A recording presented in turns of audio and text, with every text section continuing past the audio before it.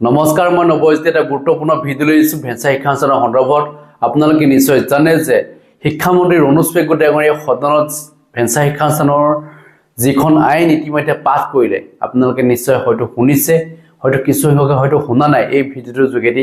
গোটেই আইনখনৰ সন্দৰ্ভত কিছু কথা আপোনালোকে জানিব পাৰিব আৰু আইনখনৰ সন্দৰ্ভত আপোনালোকৰ যদি কিবা ক'ব লগা থাকে,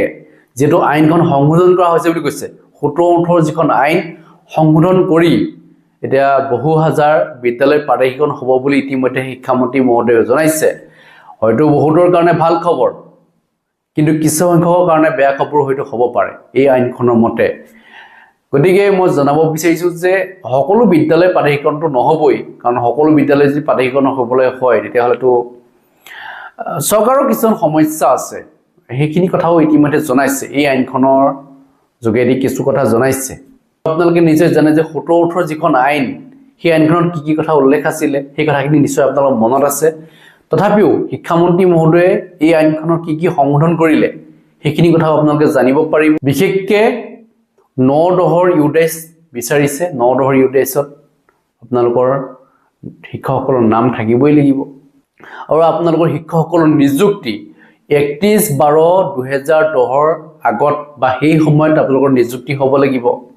যদি সেই সময়ত আপোনালোকৰ নিযুক্তি হোৱা নাছিল তেতিয়াহ'লে আপোনালোক আকৌ বাদ পৰি যাব। আৰু তাৰ লগতে মাটি থাকিব লাগিব। 1-1-2006 আপোনাৰ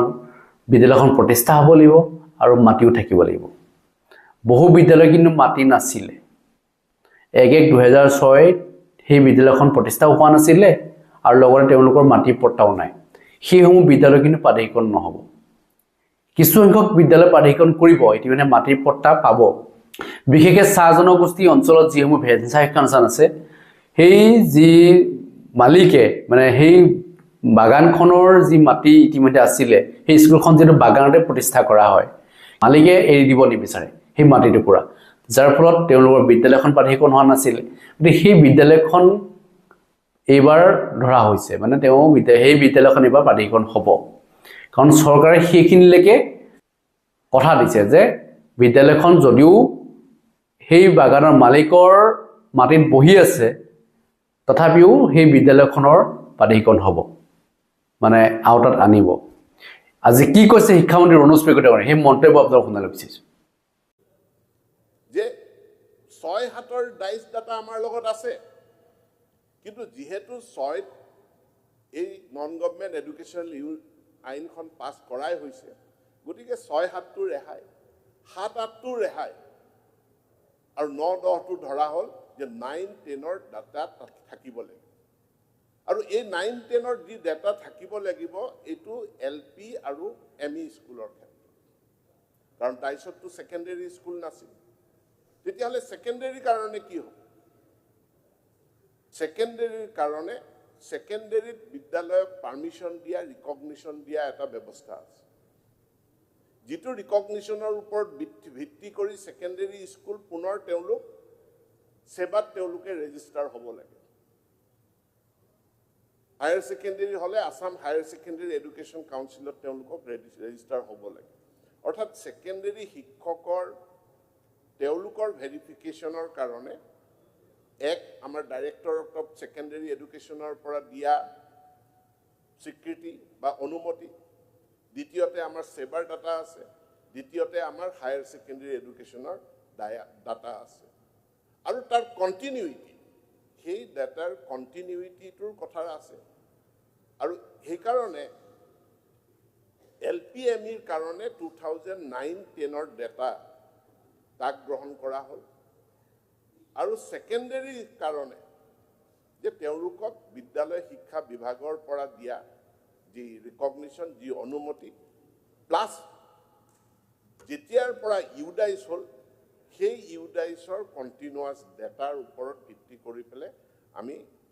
চলি আহিছিলোঁ ব্যৱস্থাটো। মহাবিদ্যালয়ৰ ক্ষেত্ৰত মহাবিদ্যালয় একোখন যেতিয়া প্ৰতিষ্ঠা হয়, মহাবিদ্যালয়ত এফিলিয়েশ্যন দিয়ে ইউনিভাৰ্চিটিয়ে, আৰু সেই এফিলিয়েশ্যনৰ ওপৰত কনকাৰেঞ্চ দিয়ে উচ্চ শিক্ষা বিভাগে। আৰু আইনত 2017 চনৰ যিখন আইন, সেই 2017 চনৰ আইনখনত এই কনকাৰেঞ্চটো 1-1-2006 আগত হ'ব লাগিব সেই দফাটোৱেই 2017 চনৰ আইনখনত আছিল এতিয়া এই বছৰ আমি এতিয়া কি সংশোধন কৰিব বিচাৰিছো এই সংশোধনীখিনি যদি আমি চাওঁ যে ডাইৰেক্টৰেট অফ সেকেন্ডাৰী এডুকেশ্যনৰ পৰা দিয়া পাৰমিশন বা ডাইৰেক্টৰেট অফ হায়াৰ এডুকেশ্যনৰ পৰা দিয়া কনকাৰেন্স সেই শব্দকেইটাৰ ঠাইত আমি কৈছো 1-1-2006 সি ঘাই খুঁটা এই 2017 চনৰ প্ৰভিন্সিয়েলাইজেশ্যন আইনখনৰ প্ৰধান খুঁটাটোৱে হ'ল 1-1-2006 আৰু এই 1-1-2006 এটো 11 চনত আৰম্ভ হৈছে মানে 13টো এটোৱেই আছিলে 17টো 1-1-2006 আছিলে আৰু আজি আমি 2026-25ত আহি ইয়াক আমি 1-1-2006 ৰাখিছো কিন্তু যেটো অনুমতিৰ যেটো কনকাৰেন্সৰ কথা কোৱা হৈছিল যেটো ৰিকগনিশনৰ কথা কোৱা হৈছিল তাত আমি কৈছো যদি ডাইৰেক্টৰেটে সৰকাৰে অনুমতিও দিছিলে আমি তাক গ্ৰহণ কৰিম যদি এনওসি হিচাপেও দিছিলে আমি তাক গ্ৰহণ কৰিম যদি এফিলিয়েশন আমাৰ হায়াৰ সেকেন্ডাৰী সেবা বা হায়াৰ সেকেন্ডাৰী এডুকেশ্যন কাউন্সিল তেতিয়া তেওঁলোকেও যদি এফিলিয়েশন দিছিলে ইউনিভাৰ্সিটিও যদি এফিলিয়েশন দিছিলে সেই গুটেইখিনি আমি গ্ৰহণ কৰিম এই এমেন্ডমেন্টটো ইয়াত অনা হৈছে আৰু ইয়াৰ ফলস্বৰূপে বহুখিনি বিদ্যালয় তেওঁলোক উপকৃত হ'ব তেওঁলোক প্ৰভিন্সিয়েলাইজেশ্যনৰ আউটাৰ ভিতৰলৈ আহিব সেকেন্ডাৰী এডুকেশ্যনত যোৱাবাৰ এটা আমাৰ যোৱাবাৰৰ শৰ্ত এটা আছিল যদি হাই স্কুল হয় তেনেহলে ক্লাস 9 পাৰমিশন লাগিব কিন্তু আমাৰ যি ট্ৰানজিশন ফেজ বিদ্যালয় শিক্ষাৰ এই ট্ৰানজিশনত এটা সময়ত ক্লাস 8 টো কি হাই স্কুল আছে কিন্তু শিক্ষাৰ অধিকাৰ আইন যেতিয়া 2009 চনত আহি গল শিক্ষাৰ অধিকাৰ আইনে কলে যে up to class 8 elementary class 9 পৰাহে সেকেন্ডাৰী হাই স্কুল 9-10 হে হাই স্কুল গতিকে আইনখনে বিচাৰিলে যে হাই স্কুলখন প্ৰভিন্সিয়েলাইজেশ্যনৰ আউটাৰ ভিতৰলৈ আহিবলৈ হলে ক্লাস 9 পাৰমিশন লাগিব কিন্তু আমাৰ একাংশ বহু বিদ্যালয় প্ৰায় 300তকৈ অধিক বিদ্যালয় তেওঁলোকৰ হাতত 9 পাৰমিশন নাই কাৰণ তেওঁলোকৰ দিনত ক্লাস 8 টো আছিল হাই স্কুল গতিকে তেওঁলোকৰ হাতত 1-1-2006 আগতেই লাভ কৰা ক্লাস 8 পাৰমিশন আছিল আমি হেতু ইয়াত সন্নিবিষ্ট কৰিছো যে হাই স্কুলৰ ক্ষেত্ৰত 8 পাৰমিশন থাকিলেও হ'ব 9 পাৰমিশন থাকিলেও হ'ব আৰু ইয়াৰ জৰিয়তে বহুতখিনি স্কুল আমাৰ ইয়াৰ আউটাৰ ভিতৰলৈ আহি যাব এটা সময়ত LP school up to class 4 লৈকে আছে পিছত আমাৰ ই ৰাষ্ট্ৰীয় শিক্ষা মানে শিক্ষাৰ অধিকাৰ আইনৰ অধীনত ক্লাস 5 লৈকে এলপি হয় এতিয়া আমি সেই কাৰণে এলপি স্কুলৰ ক্ষেত্ৰত কৈছো যে 4 পাৰমিশন থাকিলেও হ'ব 5 পাৰমিশন থাকিলেও হ'ব যিকোনো এটা পাৰমিশন থাকিলে হ'ব গতিকে এইখিনি মই ভাবো যে যুক্তিসংগত কথা আৰু এইখিনি যদি আমি নকৰো ইয়াত যদি ডাঙৰ সংশোধনী আনিবলৈ যাওঁ তেনেহলে ঘৰটোৰ যিটো মূল খুঁটা যিটো মূল আধাৰ যিটো মূল ভেটি সেই ভেটিটোৱে লৰচৰ হৈ যায় আৰু ইয়াৰ ফলস্বৰূপে অজস্ৰ কেছ হ'ব 1-1-2006 এটো চেঞ্জ কৰাৰ লগে লগে যিখিনি প্ৰভিন্সিয়েলাইজড হল বা যিখিনি বঞ্চিত হল 2023ত কি কয় 21ত বহুত কোৰ্ট কেছ সৃষ্টি হৈ যাব গতিকে 1-1-2006 আমি যিটো 21 চনৰ যি প্ৰভিন্সিয়েলাইজেশ্যন কৰিছো তাৰ লগত আমি মানদণ্ডটো কাট অফ ইয়েৰটো আমি একেই ৰাখিছো অন্য যি স্বীকৃতি বিচাৰিছো তাত আমি শিথিলতা আমি কিছু আনিছো আন এটা গুৰুত্বপূৰ্ণ এমেন্ডমেন্ট আছে ইয়াত এটো হল মাটি যেতিয়া মই যোৱা সময়খিনিত শিক্ষক সংগঠনবিলাকৰ লগত বিদ্যালয় প্ৰতিনিধিসকলৰ লগত মই বহুত আলোচনা কৰিছো বহুত বিদ্যালয় সকলো শৰ্ত পূৰণ কৰিছে কিন্তু মাটিৰ কাগজ নাই কিয় মাটিৰ কাগজ নাই কৈছে আমাৰ গাঁওখন আমাৰ স্কুলখন NC ভিলেজত পৰে নন কেডেষ্ট্ৰিয়েল ভিলেজ সাৰ্ভে হোৱা নাই গতিকে মই মাটিৰ কাগজ ক'ৰ পৰা পাম বহুত বিদ্যালয় যোৱাকালি ইয়াত যিখন বিল পাছ হ'ল যোৱাকালি যিখন বিল পাছ হ'ল যে চাহ বাগিচাৰ লাইন অঞ্চলত মাটিৰ পট্টা দিয়া কাৰণ গোটেই বাগানৰ মাটি মালিকৰ স্কুল আছে মালিকে মাটিৰ পট্টা নিদিয়ে স্কুলে সেই মাটিৰ কাগজখন বাগানৰ মেনেজাৰে NOC-খন লিখি নিদিয়ে যাৰ কাৰণে প্ৰভিন্সিয়েলাইজেশ্যন আইনৰ অধীনত চাহ বাগিচা অঞ্চলত থকা এখনো বিদ্যালয় প্ৰভিন্সিয়েলাইজ নহয় কাৰণ তেওঁলোকৰ বাকি চৰ্ত পূৰণ কৰিলেও তেওঁলোকৰ মাটিৰ কাগজ নাই বহুত গাঁও আছে ঢেকিয়াজুলিত আছে আমাৰ ধেমাজিতো আছে কোকৰাঝাৰত আছে ফৰেষ্ট এৰিয়াত আছে ফৰেষ্ট এৰিয়াত মাটিৰ পট্টা নাই এইবাৰ আমি সেইকাৰণে সংশোধনী আনিছোঁ যে স্কুলখন 1/1/2006 আগৰ পৰাই আছে NC লেণ্ডত আছে ডিচিয়ে কাগজখন লিখি দিলে ডিচিয়ে প্ৰমাণিত কৰিব লাগিব যে পট্টা নাই সঁচা কিন্তু এই বিদ্যালয়খন NC ভিলেজত 1/1/2006 আগৰ পৰা থকাটো সঁচা সেইটো ডিচিয়ে লিখি দিলে আমি তাকেই মাটিৰ পট্টা বুলি ধৰি লৈ প্ৰভিন্সিয়েলাইজেশ্যন আউটাৰ ভিতৰলৈ চাহ বাগিচা অঞ্চলত এতিয়াতো আইন হৈ দিলে মাটিৰ পট্টাই পাব কিন্তু বাগানৰ মেনেজাৰে যদি বিদ্যালয়খন 1/1/2006 আগত আছে বাগানৰ মেনেজাৰে যদি লিখি দিয়ে এই বিদ্যালয়খন 1/1/2006 আগৰ পৰা ইয়াত আছে তেতিয়াহ'লে তেওঁলোকে সেই বিদ্যালয়খনো আউটাৰ ভিতৰলৈ আহে বহুত জনজাতীয় অঞ্চলৰ বিদ্যালয় প্ৰাদেশিকৰণৰ আউটাৰ পৰা বাহিৰত থাকি গ'ল কাৰণ তেওঁলোক ফৰেষ্ট এৰিয়াত আছে এতিয়া আমি কৈছোঁ যে ফৰেষ্ট ৰাইট এক্ট 2006 সেই ফৰেষ্ট ৰাইট এক্টৰ অধীনত সেই বিদ্যালয়খন 1/1/2006 আগৰ পৰা আছে বুলি DFI চাৰ্টিফিকেট দিব লাগিব DFI সেই চাৰ্টিফিকেটখন দিয়াৰ পাছত সেই বিদ্যালয়সমূহ আমাৰ ইয়াত আউটাৰ ভিতৰলৈ আহিব এইটো মই ভাবোঁ যে এটা গুৰুত্বপূৰ্ণ এমেণ্ডমেণ্ট আৰু এই গুৰুত্বপূৰ্ণ এমেণ্ডমেণ্টটোৱে বহুতক সহায় কৰিব মহাবিদ্যালয়ৰ ক্ষেত্ৰত আজি আপোনালোক বহুতে উল্লেখ কৰিছে যে আমাৰ কমাৰ্চ ষ্ট্ৰীমটো হোৱা নাই আমাৰ বিদ্যালয়খন প্ৰভিন্সিয়েলাইজ মহাবিদ্যালয়খন প্ৰভিন্সিয়েলাইজ আৰ্ট ষ্ট্ৰীমটো প্ৰভিন্সিয়েলাইজ কিন্তু কমাৰ্চ ষ্ট্ৰীমটো প্ৰভিন্সিয়েলাইজ হোৱা নাই দুই এজন মাননীয় বিধায়কে এইটো উল্লেখ কৰিছে যে মোৰ ইকনমিক্স ডিপাৰ্টমেণ্টটো থাকিব কলেজ প্ৰভিন্সিয়েলাইজ হৈ গ'ল 5টা ডিপাৰ্টমেণ্ট প্ৰভিন্সিয়েলাইজ হৈ গ'ল কিন্তু ইকনমিক্স ডিপাৰ্টমেণ্টটো থাকি গ'ল যদি কোনো মহাবিদ্যালয়ৰ কোনো এটা ডিপাৰ্টমেণ্টৰ পৰা এটা ডিপাৰ্টমেণ্ট এজনো শিক্ষক কেতিয়াও যদি ইয়াৰ আগৰ কোনো আইনত প্ৰভিন্সিয়েলাইজ হোৱা নাই এইবাৰ সেই ডিপাৰ্টমেণ্টটো প্ৰভিন্সিয়েলাইজেশ্যনৰ আউটাৰ ভিতৰলৈ আহিব অৰ্থাৎ ডিপাৰ্টমেণ্ট প্ৰভিন্সিয়েলাইজ কৰাৰ ব্যৱস্থা এই আইনখনত এইবাৰ সংশোধনীটোত কৰা হৈছে কলেজখন প্ৰভিন্সিয়েলাইজ কিন্তু ষ্ট্ৰীমটো প্ৰভিন্সিয়েলাইজ নহয় কোনোবা এটা ষ্ট্ৰীম আৰ্টছটো প্ৰভিন্সিয়েলাইজ কমাৰ্চটো প্ৰভিন্সিয়েলাইজ নহয় এতিয়া কমাৰ্চটো প্ৰভিন্সিয়েলাইজেশ্যনৰ কাৰণে এই আউটাৰ ভিতৰত আহিব আমাৰ মাত্ৰ চৰ্ত এটাই যে 1/1/2006 আগত হয় NOC থাকিব লাগিব নহয় তেওঁলোকৰ পাৰ্মিশ্যন থাকিব লাগিব নহয় ইউনিভাৰ্চিটিৰ এফিলিয়েশ্যনটো থাকিলেও আমি লওঁ কনকাৰেঞ্চটো এতিয়া আমি ইনচিষ্ট নকৰোঁ ইউনিভাৰ্চিটিয়ে যদি প্ৰমাণিতভাৱে এফিলিয়েশ্যন দিছে 1/1/2006 আগত তেনেহ'লে ডিপাৰ্টমেণ্ট প্ৰভিন্সিয়েলাইজেশ্যনৰ ব্যৱস্থাও ইয়াত আছে সাবজেক্ট সেইটো সাবজেক্ট ডিপাৰ্টমেণ্ট একেটাই বস্তু চিনোনিম হয় দুইটা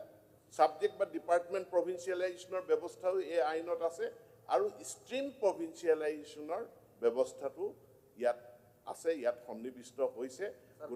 কলেজৰ পাৰ্মিশ্যনৰ দিনাইতো গোটেইকেইটা ডিপাৰ্টমেণ্টে নাপায় কোনোবা হয়তো হাতত লৈছে আৰ্টত লৈছে লৱত লৈছে এইবিলাক বাদ পৰিছে যেতিয়া 10ৰ আগত টিচাৰ আপুনি কনচিডাৰ কৰি আছে কমচে কম কলেজৰ ক্ষেত্ৰত এই ডিপাৰ্টমেণ্টবিলাক যদি 10ৰ আগত পাৰ্মিশ্যন কনকাৰেঞ্চ পাইছে সেইখিনি কনচিডাৰ কৰিলেহে তেখেতসকলে বাচিব মই ঘাই খুঁটাটো মই চেঞ্জ কৰিব নোৱাৰোঁ মই কৈছোঁ ৰিকগনিশ্যনৰ কথা এফিলিয়েশ্যনৰ কথা affiliation must be on or before 1/1/2006. এই খুঁটাটো সলনি কৰিবলৈ হ'লে 2011 চনলৈ ঘূৰি যাব লাগিব। সেইটো এটা দীঘলীয়া বিতৰ্ক হ'ব, আলোচনা হ'ব। কেতিয়াবা সময় পালে সেইটো মই আলোচনা কৰিবৰ কাৰণে প্ৰস্তুত। কিন্তু 1/1/2006 মন্ত্ৰী মহোদয়টো কলেজৰ আছে, কলেজৰ পাৰমিশ্যন এনঅচি, মোৰ কথাখিনি শুনি লওক। কিন্তু বাকী সাবজেক্ট কেইটা কনসিডাৰ কৰক, এটা আমি বিচাৰিছো। মই কৈছো সাবজেক্টটো এতিয়া এপ্লাই কৰিব পাৰি। জাষ্ট এটা বস্তু ৰিপ্লাইটো দিবলৈ দিয়ক। আপুনি মানে এষ্টাব্লিছমেণ্ট বা পাৰমিশ্যনৰ ক্ষেত্ৰত ঠিক আছে, আপুনি এইটো কৰিব পাৰেনে নাই যে ডাইচ 2009-10 যিটো আছে সেইটো ইউডাইচ 2018-19 কৰি দিব লাগে, সেইটো এটা। আৰু 2 নম্বৰটো আপুনি এটাই কৰি দিব লাগে যে এই যিটো 31/12/2010 বুলি কৈছে, অখিল গগৈ 31/12/2010টো 31/12/2018 ডাঙৰীয়া, আপুনি পঢ়া শুনা কৰা মানুহ,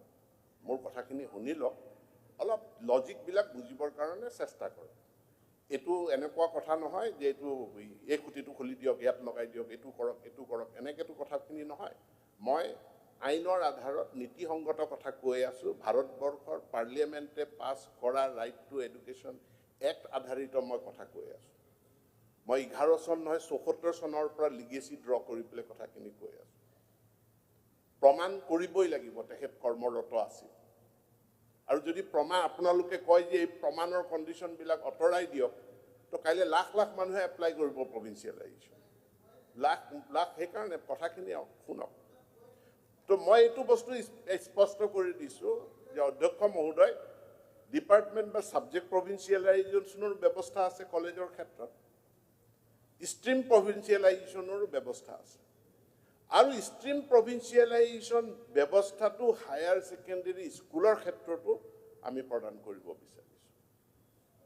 বহুত স্কুল আছে যিসকলৰ আৰ্টছ ষ্ট্ৰীমটো প্ৰভিঞ্চিয়েলাইজ, কিন্তু তেওঁলোকে ভেঞ্চাৰ মুডত ছায়েন্স ষ্ট্ৰীমটো চলাই আছে। এতিয়া সেই ছায়েন্স ষ্ট্ৰীমটো তেওঁলোকে এই আইনৰ অধীনত তেওঁলোকে আওতাৰ ভিতৰলৈ আহিব, তাত চিন্তা কৰিবলগীয়া নাই। কণ্ডিশ্যন এটাই যে তেওঁলোকৰ স্বীকৃতি বা তেওঁলোকৰ অনুমতি বা তেওঁলোকৰ এফিলিয়েশ্যন 1/1/2006 আগত থাকিব লাগিব। সেইটোৰ ক্ষেত্ৰত মই অসহায়। মাননীয় মন্ত্ৰী মহোদয়, মই আপোনালোকে মোৰ কথাখিনি যদি আপুনি শুনি লয়, ঠিক আছে, একেলগে পিছত কম, ঠিক আছে। ৰিপ্লাইটো শেষ কৰিব দিয়ক। ইয়াৰ পাছত অন্য এটা গুৰুত্বপূৰ্ণ কথা, আপোনালোকে 31/12/2010 যিটো তাৰিখৰ আগত তেওঁ চাকৰিত জইন কৰা কথাটো হ'ব লাগিব। এই যিটো ডেডলাইন কথা আছে, ইয়াতো আপোনালোকে কৈছে যে সলনি কৰিব লাগে। 31/12/2010 এইটো যোৱা বছৰ আইনখনত আছিল। মই যোৱা পৰহিৰ পৰা বিভিন্ন শিক্ষক সংগঠন, বিভিন্ন শিক্ষানুষ্ঠান আৰু বিভিন্ন বিধায়কৰ লগত মই কথাখিনি আলোচনা কৰিছোঁ যে এই 31/12/2010 এই তাৰিখটো শিথিল কৰিব লাগে। 7 বছৰ বা 10 বছৰ এটা ছাৰ্ভিচ পিৰিয়ড ফিক্স কৰিব লাগে। আপোনালোকৰ এই কথাখিনিত যুক্তি এটা আছে। এই কথাখিনি কাৰণ মই স্বীকৃতিত কম্প্ৰমাইজ কৰা নাই, 1/1/2006 থাকিব লাগিব ষ্ট্ৰীমটো। গতিকে এই জইনিং ডেটৰ কথাটো মই একে আশাৰে ইয়াক মই নাকচ কৰা নাই, কিন্তু আজি মই ইয়াক গ্ৰহণো কৰিব নোৱাৰোঁ। চাওক, আপুনি সংসদীয় পৰম্পৰা একো নাজানে, গতিকে আপুনি অকণ মনে মনে থাকক। আপুনি প্ৰশাসন কেনেকৈ চলে আপুনি নাজানে, ভাৰতবৰ্ষৰ লিগেল ছিষ্টেম আপুনি নাজানে, সেইকাৰণে আপুনি AFRBM এক্ট কি বস্তু নাজানে, আপুনি পঢ়াই নাই। গতিকে AFRBM এক্ট যেতিয়া আপুনি নাজানে, তেতিয়াহ'লে আপোনাক মই বুজাবলৈও মই চেষ্টা নকৰোঁ, কাৰণ আপোনাৰ বেছিক এডুকেশ্যনটো নাই। মই বুজাবলৈ কিয় চেষ্টা কৰোঁ? আপুনিতো নুবুজিব মই যিমান ক'লোঁ। AFRBM এক্টটো আপুনি নাজানে। ফিনেন্সিয়েল এই দফাটোৰ সংশোধনী হ'লে ইয়াৰ লিগেল ইমপ্লিকেশ্যন কি আছে, ইয়াৰ ফিনেন্সিয়েল ইমপ্লিকেশ্যন কি আছে? ই 2021 চনৰ প্ৰভিঞ্চিয়েলাইজেশ্যন প্ৰচেছটোকেই ডিষ্টাৰ্ব কৰি দিব নেকি? সেই কথাখিনি মই মোৰ ডিপাৰ্টমেণ্টে সেই কথাখিনি অধ্যয়ন কৰিব লাগিব আৰু আজি মই পবিত্ৰ সদনক মানে স্পষ্টভাৱে কওঁ যে মোৰ ডিপাৰ্টমেণ্টে এই 31/12/2010 এই জইনিং ডেটটোৰ এমেণ্ডমেণ্ট হ'ব পাৰে নেকি এই কথাটো পজিটিভলি মোৰ ডিপাৰ্টমেণ্টে পুনৰ বিবেচনা কৰিব প্ৰয়োজন সাপেক্ষে ফেব্ৰুৱাৰীত আৰু এখন এমেণ্ডমেণ্ট আহিব প্ৰয়োজনত এশেষ হ'ল আৰু আপোনালোকৰ কাৰ্যকাল প্লিজ অখিল গগৈ আজি আপোনালোকে এইটো কৰি দিব পাৰে অখিল গগৈ আপোনালোকে নকৰে সেইটো বহক, এনেই নচুৱাই আছে বহক ৰিপ্লাইটো দিবলৈ দিয়ক প্লিজ কৰি দিয়ক এইটো ৰিপ্লাইটো দিয়ক শেষ হোৱা নাই 26ত আকৌ আহি আছো মানে অসমীয়াত এটা কি টাইপৰ কথা কয় মানে অধ্যক্ষ মহোদয় অসমীয়াত এটা কথা আছে অবুজনক বুজোৱা আৰু ঢেৰুৱা ঠাৰি সিজোৱা একেটা কথা নিসিজে গতিকে মই এইটো প্ৰশ্নৰ উত্তৰ নিদিওঁ মই অপচেষ্টা নকৰোঁ তেখেতক বুজাবৰ কাৰণে নালাগে আৰু মই ঢেৰুৱা ঠাৰি সিজাবলৈ অলপো চেষ্টা নকৰোঁ next sir point of order please বহক নাই নাই ছাৰ Please. অধ্যক্ষ মহোদয় এটা কথা মই ইয়াৰ আগত কেইবাবাৰো কৈ গৈছোঁ এখন পবিত্ৰ বিধান প্লিজ আজি মই পুনৰ দোহাৰিব বিচাৰোঁ যে please honourable members please don't disturb শিক্ষাৰ আৰে আপোনালোকৰ মন্ত্ৰী ৰিপ্লাই দি আছে শিক্ষাৰ অধিকাৰ আইন 2009 চনত পাছ হোৱাৰ পাছত 2010 চনত NCTৰ বিশেষ নটিফিকেশ্যন বাহিৰ হৈছে যে টেট DLED নহ'লে কোনো শিক্ষক হ'ব নোৱাৰে আৰু শেহতীয়াকৈ সুপ্ৰিম কোৰ্টৰ অৰ্ডাৰ এটা ওলাইছে যে টেটটো বাধ্যতামূলক এতেকে আমাৰ প্ৰভিন্সিয়েলাইজেশ্যনৰ জৰিয়তেও যিটো নিযুক্তি এই নিযুক্তিত যিসকল কৰ্মৰত শিক্ষক তেওঁলোকৰ টেট নাই DLED নাই তেওঁলোকক আমি শিক্ষক হিচাপে নিযুক্তি দিবই নোৱাৰোঁ এতেকে তেওঁলোকক টিউটৰ বুলি এটা শব্দ সৃষ্টি কৰি তেওঁলোকক নিযুক্তি দিয়া হ'ল কণ্ডিশ্যন এটা লৈ পেলাই আশা এটা লৈ পেলাই যে তেওঁলোকে 5 বছৰৰ ভিতৰত এই টেট DLED আয়ত্ত কৰিব কিন্তু 5 বছৰৰ ভিতৰত তেওঁলোকে টেট DLED যদি আয়ত্ত নকৰে তেতিয়াহ'লে তেওঁলোক টিউটৰ হিচাপে থাকি যাব ফিক্স পেড আৰু যদি আয়ত্ত কৰে তেওঁলোকে টিচাৰলৈ তেওঁলোকক উন্নীত কৰা এই বছৰ আমি এটা এমেণ্ডমেণ্ট আনিছোঁ যে এই 5 বছৰৰ সময়সীমাটো আমি আৰু 2 বছৰৰ কাৰণে বৃদ্ধি কৰি দিছোঁ যিসকল আমাৰ টিউটৰ হৈ আছে তেওঁলোকে যদি 2 বছৰৰ ভিতৰত তেওঁলোকে টেট DLED আয়ত্ত কৰিব পাৰে আমি তেওঁলোকক শিক্ষকৰ পদলৈ উন্নীত কৰিম আৰু বহু সংখ্যকক ইতিমধ্যে আমি শিক্ষকলৈ আমি উন্নীত কৰিছোঁই মহাবিদ্যালয়ৰ যি প্ৰবক্তা আছে প্ৰবক্তাসকলৰ ক্ষেত্ৰতো UGCৰ গাইডলাইন মতে তেওঁলোকৰ নেট স্লেট থাকিবই লাগিব আৰু নেট স্লেটটো যদি তেওঁলোকে 5 বছৰৰ ভিতৰত আয়ত্ত কৰে এই প্ৰফেশ্যনেল কোৱালিফিকেশ্যন যদি তেওঁলোকে আয়ত্ত কৰে তেওঁলোকক আমি এছিষ্টেণ্ট প্ৰফেচৰলৈ আমি উন্নীত কৰিম এতেকে এই দফাটো এই বছৰো প্ৰযোজ্য হ'ব এই সংশোধিত আইনৰ অধীনত যিসকল নতুনকৈ প্ৰভিন্সিয়েলাইজ হ'ব সেই প্ৰভিন্সিয়েলাইজ হোৱা ব্যক্তি বা শিক্ষক বা টিউটৰ তেওঁলোকৰ ক্ষেত্ৰতো এই নীতিটোৱে প্ৰৱৰ্তিত হ'ব ইয়াত কোনো শিথিলতা আমি কৰিব পৰা অৱস্থাত নাই কাৰণ ই কেন্দ্ৰীয় আইন শিক্ষাৰ অধিকাৰ আইনৰ দ্বাৰা UGC গাইডলাইনৰ দ্বাৰা এইটো নিয়ন্ত্ৰিত মাননীয় কিছু বিধায়কে উত্থাপন কৰা এটা প্ৰশ্নৰ মই স্পষ্টীকৰণ দিব বিচাৰোঁ যে হয় আমি এতিয়া স্কুল প্ৰভিন্সিয়েলাইজেশ্যন কৰা নাই আমি স্কুল প্ৰভিন্সিয়েলাইজেশ্যন নকৰোঁ কিন্তু আমি পোষ্ট প্ৰভিন্সিয়েলাইজেশ্যন কৰোঁ ইয়াৰ কাৰণ এটাই মই যিটো সংখ্যা দিলোঁ যে 55,000 বিদ্যালয় আমাৰ আছে সেইকাৰণে আমি নতুনকৈ আৰু বিদ্যালয়ৰ আমি সংখ্যা আমি নবঢ়াওঁ বেছ স্কুলৰ কনচেপ্ট সৃষ্টি কৰি যিসকলৰ চাকৰি প্ৰভিন্সিয়েলাইজ কৰা হৈছে তেওঁলোকক বেছ স্কুলত দায়িত্ব দিয়া তেওঁলোকক নিযুক্তি দিয়া লগতে আমি এই প্ৰভিজনটো আগৰ পৰা আছে এতিয়াও ৰাখিছোঁ যদি আন্তঃগাঁথনি ভাল সঁচাকৈ যদি এনৰোলমেণ্ট আছে ছাত্ৰ ছাত্ৰী আছে সেইখনক আমি সেল্ফ বেছ স্কুল হিচাপে স্বীকৃতি দি আমি চলাই লৈ যাম গতিকে সেল্ফ বেছ স্কুলৰ ব্যৱস্থাটো থাকিব মাদ্ৰাছাৰ কথাটো কোৱা হৈছে যিসকলে ইতিহাসটো জানে তেওঁলোকে এইটো কথা জানে যে অসমত মাদ্ৰাছাৰ প্ৰভিন্সিয়েলাইজেশ্যনৰ আইন বেলেগ আছে আৰু সাধাৰণ বিদ্যালয়ৰ প্ৰভিন্সিয়েলাইজেশ্যনৰ আইন বেলেগ আছে মাদ্ৰাছাৰ প্ৰভিন্সিয়েলাইজেশ্যন মই জনাত লাষ্ট 2014 চনত হৈছিল 2014 চনত মাদ্ৰাছাৰ প্ৰভিন্সিয়েলাইজেশ্যন হৈছিল আৰু 2020 চনত মাদ্ৰাছাবিলাক কনভাৰ্ট কৰি দিয়া হ'ল জেনেৰেল স্কুললৈ গতিকে যি তাৰিখত এই মাদ্ৰাছাবিলাক সাধাৰণ স্কুল হ'ল এতিয়া তেওঁলোকৰ মাদ্ৰাছাৰ প্ৰতিষ্ঠা হোৱাৰ আমি তথ্য ল'বলৈ আমাৰ হাতত কোনো ডকুমেণ্ট নাই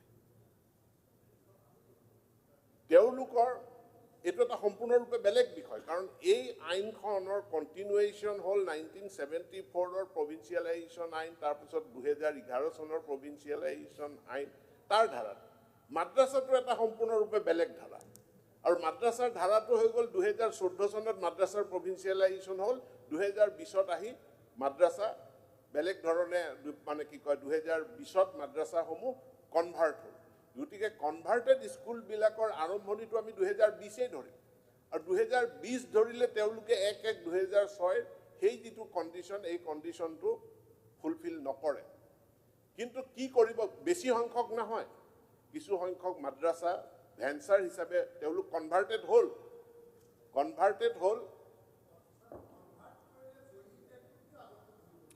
যেতিয়া 11ত আপোনালোকৰ ল'লে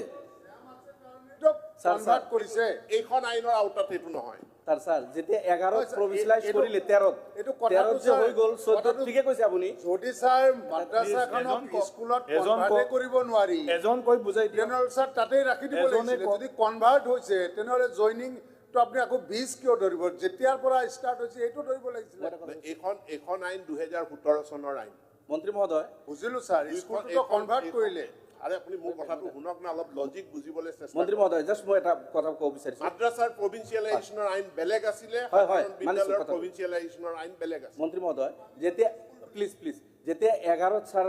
আইন অনা হ'ল 14ত আপুনি ঠিকে কৈছে 13-14ত হ'ল স্কুলখিনি 13ত হ'ল মাদ্ৰাছা 14ত এক বছৰ লেট যায় আকৌ যেতিয়া 21ত আপোনালোকে কৰিব এই যিটো মাদ্ৰাছা বিল ৰিপিল কৰা হ'ল তাৰ আগে 21ত যেতিয়া টিউটৰ নিযুক্তি দিলে স্কুলৰখিনি মাদ্ৰাছাখিনি বেলেগকৈ ফাইল বনালে যিসকলক দায়িত্ব দিছিল গোটেই কাম স্কুটনি কৰি ফাইল বনালে মাদ্ৰাছাও ল'ব ইতিমধ্যে বিল ৰিপিল হ'ল তেখেতসকলৰ গোটেই ডাটাখিনি 2006ৰ আগৰ অল কণ্ডিশ্যন ফুলফিল কৰা সবখিনি আপোনাৰ ডিপাৰ্টমেণ্টত আছে মাননীয় মন্ত্ৰী মহোদয় সেই হিচাপে আমি কৈছোঁ যে যেহেতু ৰিপিল হোৱাৰ কাৰণে ঠাণ্ডা অৱস্থাত গুচি গ'ল আদাৰৱাইজ সেই কামখিনি কৰা আছে 6ৰ আগৰ পৰা সব ফুলফিল কৰিছে প্লিজ এইটো কনচিডাৰ কৰক আপুনি মোক লিখি দিব মই এইখিনি এক্সামিন কৰিম কিন্তু এইখন আউটাৰ ভিতৰত মাদ্ৰাছা নপৰে ইয়াৰ ভিতৰত মাদ্ৰাছাটো নাই এতিয়া মই অন্য এটা কথালৈ আহোঁ যিটো হ'ল 6 শিডিউল এৰিয়াৰ বিষয়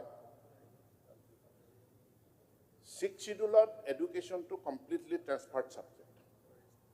ই কাৰ্বি আংলং হওক ডিমা হাছাও হওক BTC হওক আজিৰ তাৰিখত 6 শিডিউল ডিষ্ট্ৰিক্টত শিক্ষক কোনে নিযুক্তি দিয়ে কাউন্সিলে নিযুক্তি দিয়ে শিক্ষকৰ ট্ৰেন্সফাৰ অসম চৰকাৰে কৰিব নোৱাৰে আমি BTCৰ পৰা শিক্ষক এজন যদি আমি নগাঁৱলৈকে ট্ৰেন্সফাৰ কৰিব বিচাৰোঁ কাউন্সিলৰ NOC আমাক লাগিব উইদাউট NOC আমি ট্ৰেন্সফাৰ দিব নোৱাৰোঁ আৰু নগাঁৱৰ টিচাৰ এজনক যদি আমি কোকৰাঝাৰত পোষ্টিং দিব বিচাৰোঁ তেতিয়াও আমাক কাউন্সিলৰ NOC লাগিব হাইস্কুল হায়াৰ ছেকেণ্ডেৰী স্কুলৰ শিক্ষকৰ নিযুক্তিও কাউন্সিলে দিয়ে এতেকে প্ৰভিন্সিয়েলাইজেশ্যনো এটা কাইণ্ড অফ নিযুক্তি প্ৰভিন্সিয়েলাইজেশ্যনো এক ধৰণৰ নিযুক্তি ফ্ৰেছ নিযুক্তিবিলাক কাউন্সিলে দিয়ে সেইকাৰণে মই BTC প্ৰশাসনৰ লগতো আলোচনা কৰিছোঁ মাননীয় মুখ্যমন্ত্ৰীৰ লগতো মই আলোচনা কৰিছোঁ যে BTCৰ পৰিৱেশটো তাৰ চিটুৱেশ্যনটো যিহেতু বেলেগ তেওঁলোকৰ ৰিকুৱাৰমেণ্টবিলাক বেলেগ আমি চৰকাৰে অসম চৰকাৰে সম্পূৰ্ণ সহযোগিতা কৰিম হয় কাউন্সিলে এখন বেলেগ আইন আনক নহয় কাউন্সিলৰ হৈ আমি এখন বেলেগ আইন আনো কিন্তু BTCৰ সমস্যাখিনি বেলেগ ধৰণে এটা বেলেগ আউটাৰে চাব লাগিব এইখন আইনৰ আউটাৰ ভিতৰত আমি BTCৰ সমস্যা গোটেইখিনি ভেঞ্চাৰ স্কুলৰ সমস্যা সমাধান কৰিব পৰা অৱস্থাত নাই মই মাননীয় মুখ্যমন্ত্ৰীৰ অনুমতি সহকাৰে আপোনালোকক জনাওঁ BTCবাসী ৰাইজক মই জনাওঁ যে BTCৰ ভেঞ্চাৰ স্কুলৰ সমস্যা সমাধান কৰাৰ কাৰণে আমাৰ চৰকাৰ বদ্ধপৰিকৰ আৰু আমি BTC পৰিষদৰ লগত পূৰ্ণ সহযোগিতা কৰিম যে BTCৰ যি শান্তি চুক্তি সেই শান্তি চুক্তিৰ ধাৰা 6.3 অনুযায়ী এই অঞ্চলৰ ভেঞ্চাৰ স্কুলসমূহ প্ৰভিন্সিয়েলাইজ কৰাৰ কাৰণে আমি বিশেষ ব্যৱস্থা গ্ৰহণ কৰিম লেজিসলেশন লাগিব সেই লেজিসলেশন BTCৰ লেজিসলেশনো হ'ব পাৰে বা সেই লেজিসলেশন অসম চৰকাৰৰো হ'ব পাৰে কিন্তু it will be N special legislation কাৰণ এটা ত্ৰিপাক্ষিক চুক্তি এখনৰ ধাৰা এটা ৰূপায়ণ কৰাৰ কথাটো ইয়াত জড়িত হৈ আছে আৰু সেইটো আমি ৰূপায়ণ কৰিবৰ কাৰণে আমি বদ্ধপৰিকৰ এইটো আমি কৰিব এটো কেতিয়া কৰিব ফেব্ৰুৱাৰী মাহৰ যেটো আমাৰ ধন্যবাদ জনাইছো মন্ত্ৰী ডাঙৰীয়া আৰু মাননীয় মুখ্যমন্ত্ৰী মহোদয়ক BTCৰ ফালৰ পৰা না কামটো কৰিব লাগিব নহয় চৰকাৰ ফেব্ৰুৱাৰীলৈকে আছে আপুনি ফেব্ৰুৱাৰী মাহৰ হেৰিয়াত উঠাব বুলি কৈ দিয়ক অধিৱেশনত নহয় এনে ধন্যবাদ জনালে চৰকাৰটো আছে মাত্ৰ মাৰ্চলৈকে প্লিজ গতিকে ফেব্ৰুৱাৰী অধিৱেশনত আমাৰ সেইটো হ'ব লাগে প্লিজ চৰকাৰ চলি থাকিব অখিল গগৈ আমি অখিল গগৈ ডাঙৰীয়া মোৰ আগৰ কথাটো আপুনি নুশুনিলে বোধ কৰোঁ মই কৈছোঁ যে মই আপোনাক বুজাবলৈ চেষ্টা নকৰোঁ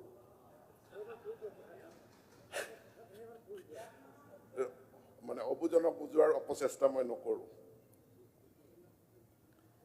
ইয়াৰ পাছৰ কথাটো হ'ল যে আমি মিনিমাম এটা এনৰোলমেণ্ট বিচাৰিছোঁ আৰু পৰীক্ষাত এটা মিনিমাম 5% বিচাৰিছোঁ আৰু এই মিনিমাম এনৰোলমেণ্ট আৰু 5% আমি 6 শিডিউল ডিষ্ট্ৰিক্টৰ কাৰণে ৰেহাই দিছিলোঁ আজি মই এইটো এমেণ্ডমেণ্ট আপোনালোক কোনেও নানিলে আপোনালোক কোনোবাই এনৰোলমেণ্টটো আনিব বুলি ভাবিছিলোঁ কিন্তু আপোনালোকে এটা জেনেৰেল এমেণ্ডমেণ্ট আনিছে যে এনৰোলমেণ্টটো ৰেহাই দিব লাগে আমি জেনেৰেলভাৱে ৰেহাই দিবলৈ আমাৰ অসুবিধা আছে কাৰণ এইটো 2021তো প্ৰযোজ্য আছিল আমি এমেণ্ডমেণ্টটো মই এটা চৰকাৰী এমেণ্ডমেণ্ট আনিছোঁ যে কেৱল 6 শিডিউল নহয় 6 শিডিউলৰ লগতে অনুসূচিত জাতি অনুসূচিত জনজাতি চাহ বাগিচা অঞ্চল বা আদিবাসী অঞ্চলতো এই ৰেহাইটো আমি দিম এই সংশোধনীটো আনিছোঁ দফা 2 এইটো কিন্তু মই নিজেও আনিছোঁ তাত পুৰা আপুনি নিশ্চয় মই গায়ো দিছিলোঁ অথনি মোৰ যিকেইটা এমেণ্ডমেণ্ট মন্ত্ৰী মহোদয় প্লিজ এইটো গোটেই অসমৰ কাৰণে কৰি দিয়ক অল আছামৰ কাৰণেও দিছিলোঁ তাতে যে যিটো 30 আছিলে সেইটো 20 কৰিব লাগে 25 আছিলে যিটো সেইটো 15 কৰিব লাগে প্লিজ ৰিপ্লাইটো কমপ্লিট কৰিবলৈ দিয়ক তাৰ পিছত যদি সেইটো প্লিজ এনেকুৱা হৈ থাকিলে পুৰা ৰাতি ক'ব নালাগে ন মই সংশোধন আনিছোঁ প্লিজ এটা সংশোধন আনিছে আমি মই তেখেতক নুবুজাওঁ আৰু ৰিপ্লাইটো শেষ মই তেখেতক নুবুজাওঁ আৰু তেখেতৰটোও মই নুবুজোঁ দ্বিতীয় কথাটো হ'ল যে এইটো আমি এমেণ্ডমেণ্ট আনিছোঁ দফা 2, 3, 4 wherever the word 6 scheduled areas appear it will be substituted by 6 scheduled areas comma SC or ST or T garden T tribe or Adivasi areas বুলি তাৰ দ্বাৰা মানে ৰিপ্লেচ হ'ব আৰু মই ভাবোঁ যে এই পিছপৰা অঞ্চলৰ ৰাইজ ইয়াৰ দ্বাৰা তেওঁলোক উপকৃত হ'ব মহোদয় এইটোতো ভাল আপুনি এমেণ্ডমেণ্ট আনিছে জাষ্ট ৰিকুৱেষ্ট কৰিম আৰু অলপ এৰিয়া বাদ থাকিব চৰ চাপৰি আপুনি জানে 6 মাহ পানীৰ তলত থাকে মই খালি চৰ চাপৰিৰ কথা কোৱা নাই আপুনি যিখিনি আনিছে প্ৰায় 6 শিডিউল এৰিয়া অনুসূচিত জাতি জনজাতি প্ৰায় 60% এৰিয়া আহিব rest of the Assam please অলপ বহল কৰি এনৰোলমেণ্টৰ কোনো প্ৰব্লেমেই নাই গোটেই অসমৰ কাৰণে বৰাবৰ কৰি দিয়ক ভালে হ'ব এইটো মানে চৰ চাপৰি অঞ্চলত এনৰোলমেণ্টৰ কোনো না মই চৰৰ কথা কোৱা নাই মই বেকৱাৰ্ড কেছৰ কথা জাষ্ট মনত পেলাইছোঁ গোটেই অসমৰ কাৰণে প্লিজ এইটো কৰি দিয়ক সব শিক্ষকবিলাক দুৰ্ভগীয়া একেবাৰে কি কম আৰু সেইসকল সৰু এটা হেৰি আপুনি গোটেই অসমৰ কাৰণে কৰি দিয়ক অলপ এইটো অনুসূচিত জাতি এৰিয়া আদিবাসী এৰিয়া এইবিলাক ডিফাইন কৰোঁতে অকণমান প্ৰব্লেম আহিব পিছত আকৌ আপুনি এখন ৰুল বা হেৰি ওলাব লাগিব তাতকৈ এজ এ হোল কৰি এইটো এটা সুবিধা তাত ডাইৰেক্ট আছে এখন আইনৰ অধীনত অসম চৰকাৰে ৰুলছ বনাব পাৰে গতিকে ৰুলছত এইবিলাক আহি যাব আৰু এইটো ডিফাইন কৰা অকল সংখ্যাটো আপুনি বদলাই দিব লাগে সাংবিধানিক তাত সংখ্যাটো দিয়াই আছে জাষ্ট বদলাই দিব লাগে সেইটো সংখ্যা নবদলাই এনে টুপি পিন্ধাই থাকিলে কিটো হ'ব প্লিজ মাননীয় অধ্যক্ষ মহোদয় এখন বিল আহিছোঁ যে যিসকল নন টিচিং ষ্টাফ এই নন টিচিং ষ্টাফ তেওঁলোক আমাৰ আশ্ৰাফুল হুছেইনে কোৱাৰ নিচিনাকৈ 8,000 নহয় আৰু বা আমাৰ যিখিনি টিউটৰ আছে তেওঁলোকৰ দৰমহা যিটো ফিক্স পে কৰা হৈছিলে এই ফিক্স পেটো 2 বছৰৰ পাছতে বৃদ্ধি হৈছে আজি তেওঁলোকৰ 5ম বছৰৰ আগত পাছত তেওঁলোকৰ যি দৰমহা হৈছে তাত 6% প্ৰতি বছৰে এতিয়াৰ পৰা আৰু আমি আইন সংশোধন কৰিব নালাগে প্ৰতি বছৰে 6% কে বাঢ়ি যাব নন টিচিং ষ্টাফখিনিৰো বাঢ়ি যাব টিচিং ষ্টাফখিনিৰো 6% কৈ বাঢ়ি যাব হেতু এই দুইটা সংশোধনীতে আছে এতিয়া মই আহোঁ ট্ৰেন্সফাৰ আইনখনলৈ ট্ৰেন্সফাৰ আইনখনত দুটা কথা আছে প্ৰথম ট্ৰেন্সফাৰৰ বাবে আবেদন কৰিবলৈ ইলিজিবিলিটি আমাৰ শিক্ষকসকলৰ কেডাৰটো জিলা ভিত্তিক কেডাৰ গতিকে ইণ্টাৰ ডিষ্ট্ৰিক্ট ট্ৰেন্সফাৰ নহয় ইণ্টাৰ ডিষ্ট্ৰিক্ট ট্ৰেন্সফাৰ কৰাৰ এটা ইনষ্ট্ৰুমেণ্ট হৈ গ'ল টিচাৰ ট্ৰেন্সফাৰ আইনখন যিটো 2017 চনত পাছ হৈছিল আৰু তাত কোৱা হ'ল যে 10 বছৰ যদি সম্পূৰ্ণ হৈছে কোনো এজন শিক্ষকৰ তেওঁ বদলিৰ কাৰণে আবেদন কৰিব পাৰে কিন্তু আবেদনটো এপ্ৰুভ কৰা হ'বনে নহয় তাৰ লগত তাৰ কাৰণে বেলেগ এটা কণ্ডিশ্যন আছে যে পিটিআৰ ডিষ্টাৰ্ব হ'ব নোৱাৰিব যাৰ কাৰণে যোৱা সময়খিনিত আমি এই আইনখনৰ অধীনত সৰ্বমুঠ ৪২,০০০ শিক্ষকক অনলাইন এটা পৰ্টেলৰ যোগেদি ৪২,০০০ শিক্ষকক আমি বদলি কৰিবলৈ সক্ষম হৈছোঁ 42,000 এতিয়া তেওঁলোক 10 বছৰ হৈ গ'ল তাৰ মানে লগে লগে তেওঁলোক ট্ৰেন্সফাৰ হৈ যাব নোৱাৰে ৰিপ্লেচমেণ্ট দিব লাগিব আৰু ৰিপ্লেচমেণ্ট দিব নোৱাৰাৰ কাৰণে ট্ৰেন্সফাৰ এপ্ৰুভ হোৱাৰ পাছতো এবছৰ 1.5 বছৰ ধৰি শিক্ষকসকলক ৰিলিজ দিয়া হোৱা নাছিল সাউথ চালমাৰা মানকাছাৰ ধুবুৰী আদি জিলাৰ আমি ৰিপ্লেচমেণ্ট দিহে তেওঁলোকক বদলি কৰিছোঁ আৰু সেই ৰাইডাৰটো সেই কণ্ডিশ্যনটো এতিয়াও থাকিব আৰু শিক্ষকৰ বদলিৰ ক্ষেত্ৰত আমি এতিয়া মাত্ৰ যি মহিলা শিক্ষয়িত্ৰী আছে তেওঁলোকৰ কাৰণে 5 বছৰতে তেওঁলোক আবেদন কৰিব পাৰিব 5 বছৰ সম্পূৰ্ণ হ'লে আৰু পুৰুষ শিক্ষকৰ ক্ষেত্ৰত 10 বছৰ মানে 10 বছৰৰ ঠাইত এতিয়া 7 বছৰ সম্পূৰ্ণ হ'লে তেওঁলোকে আবেদন কৰিব পাৰিব আবেদন গ্ৰহণ কৰিবলৈ হ'লে আমি পিটিআৰটো চাই ল'ব লাগিব অৰ্থাৎ আমি ৰিপ্লেচমেণ্ট দিব পাৰিব লাগিব আৰু এই ক্ষেত্ৰত মই কৈছোঁ যোৱাকালি পৰহি মই এইটো ঘোষণা কৰিছিলোঁ যে আমি এটা চৰ চাপৰি অঞ্চল বা দুৰ্গম অঞ্চলৰ কাৰণে এটা বেলেগ কেডাৰ আমি কৰিব পাৰোঁ নেকি সেই কথাটো আমি চিন্তা কৰি আছোঁ কিছু মাইনৰিটি অঞ্চলৰ কিছুমান বিদ্যালয়ৰ কথা আপোনালোকে উল্লেখ কৰিছে আমি সকলোবিলাক হায়াৰ ছেকেণ্ডেৰী স্কুলকে পৰ্যায়ক্ৰমে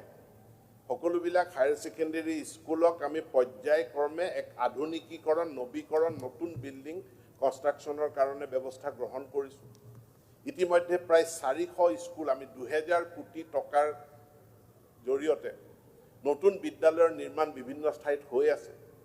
ইয়াত শাসক বিৰোধীৰ সমস্যা সমষ্টি বুলি কোনো কথা নাই যে সকলো ডিষ্ট্ৰিক্টত আমি বিদ্যালয় নতুন বিদ্যালয় আমি নিৰ্মাণ কৰিছোঁ সকলো সমষ্টিত আমি নতুন বিদ্যালয় নিৰ্মাণ কৰাৰ কাৰ্যসূচী লৈছোঁ গতিকে আলিটাঙনি উছমানীয়া বিদ্যালয় বিধায়কে দিব আমি সেই পৰৱৰ্তী পৰ্যায়ত সেইবিলাক বিদ্যালয়ো নৱীকৰণ নতুন বিল্ডিং নিৰ্মাণ কৰাৰ ফালে সেই বিদ্যালয়বিলাককো আমি লৈ যাম ইয়াৰ পাছত মই এখন আইনৰ কথালৈ আহোঁ এখন হ'ল যি মাচুল নিৰ্ধাৰণ প্ৰাইভেট স্কুলবিলাকৰ মাচুল বৃদ্ধিক লৈ পেলাই বা বহুত বেছি তেওঁলোকে মাচুল কৰে বুলি সেই বিদ্যালয়সমূহৰ পৰা সময়ে সময়ে আমি অভিযোগ পাই থাকোঁ গতিকে ফি ৰেগুলেটৰী অথৰিটি এটা কৰা হৈছে ফি ৰেগুলেটৰী কমিটিখন য'ত এজন জাজ এজন চেয়াৰমেন হিচাপে থাকিব তাত এজন চাৰ্টাৰ্ড একাউণ্টেণ্ট থাকিব তাত এজন এডুকেশ্যনিষ্ট থাকিব আৰু তাত প্ৰাইভেট বিদ্যালয়ৰ প্ৰতিনিধিও সেই কমিটিখনত থাকিব আমি আপাৰ লিমিটটো ফিক্স কৰিম আমি কিমান মেক্সিমাম হ'ব পাৰে আৰু সেইটো ফিক্স নিৰ্ধাৰণ কৰিবৰ কাৰণে তেওঁলোকৰ আন্তঃগাঁথনি তেওঁলোকৰ বিভিন্ন সা সুবিধা এই গোটেই কথাবিলাক চোৱা হয় এতিয়া আমি চিম্পলি এটা কামেই কৰিব বিচাৰিছোঁ সেইটো হ'ল যে যিখিনি গাঁৱৰ প্ৰাইভেট স্কুল আছে গাঁৱৰ প্ৰাইভেট স্কুল গাঁৱততো অসম জাতীয় বিদ্যালয় আছে গাঁৱত UN একাডেমি আছে গাঁৱত শংকৰদেৱ শিশু নিকেতন আছে তাৰ মাজতে ক'ৰবাত মিছনাৰী স্কুলো আছে এই বিদ্যালয়বিলাকৰ ক্ষেত্ৰত আমি 25% ৰেহাই দিছোঁ, তাৰমানে তাত মাচুলটো 25% কম হ'ব,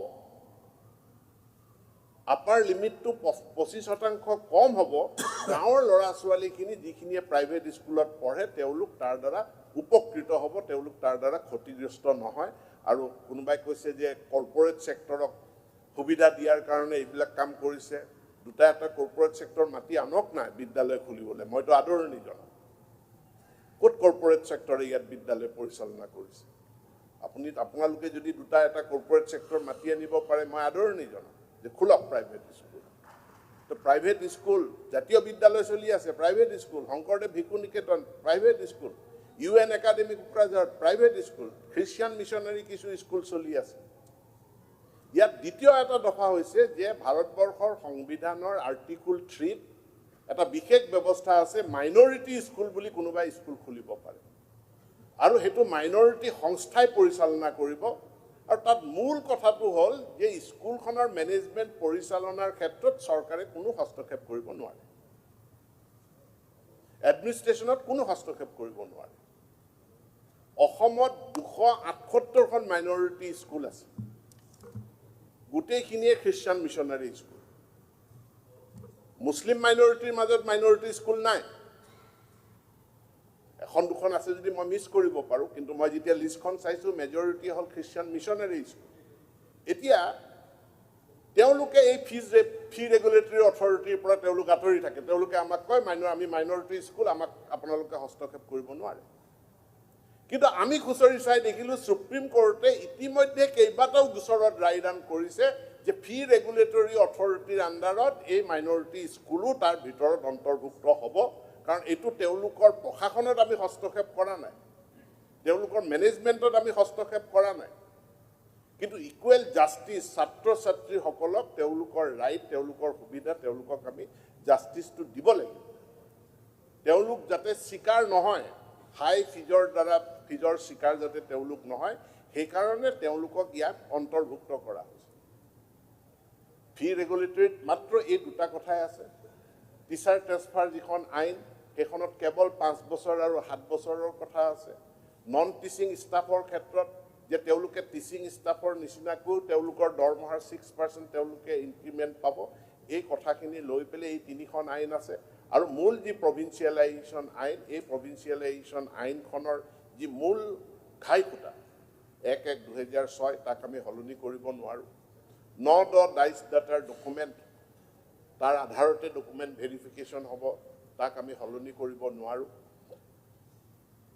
জইনিং ডেট 31/12/2010,